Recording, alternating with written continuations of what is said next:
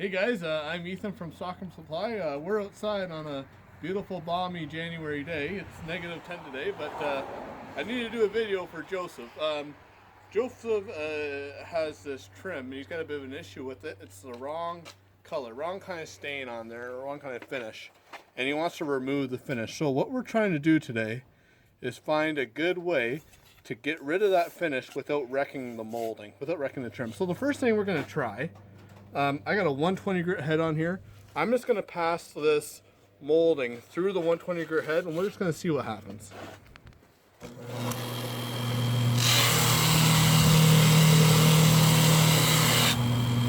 All right.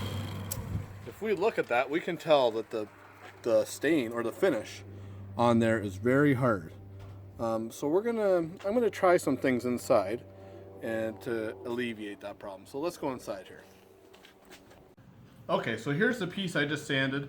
We need to find a way to get that finish to be a little bit softer. So the way I'm gonna do it is I'm gonna use this super remover. This is like a varnish stripper. Now I'm just gonna read you the directions. I want you to listen to this. Pour directly a coat of 3 millimeters or more of super remover onto the surface to be stripped. Let stand for a minimum of 15 minutes. Do not rush this step. However, do not let the product dry. Now, I've never been much for following directions, so we're not going to do that. We're going to do it a little bit different here. Now, the first thing I'm going to do, I'm going to pour the stripper. I don't need to sand this. I'm going to pour it on a fresh piece here.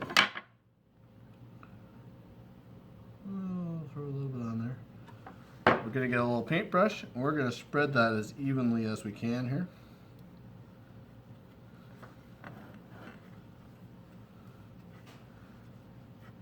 Okay.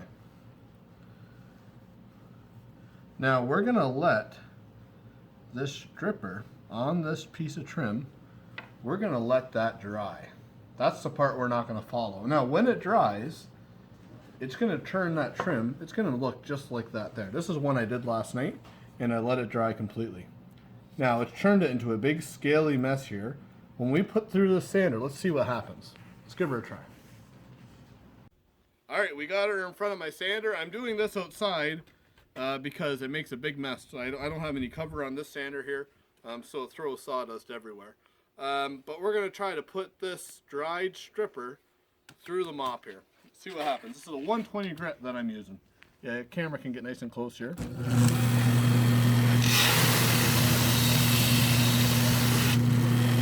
So that's one pass there. You can see that did a whole lot more than trying to remove it without any stripper on it.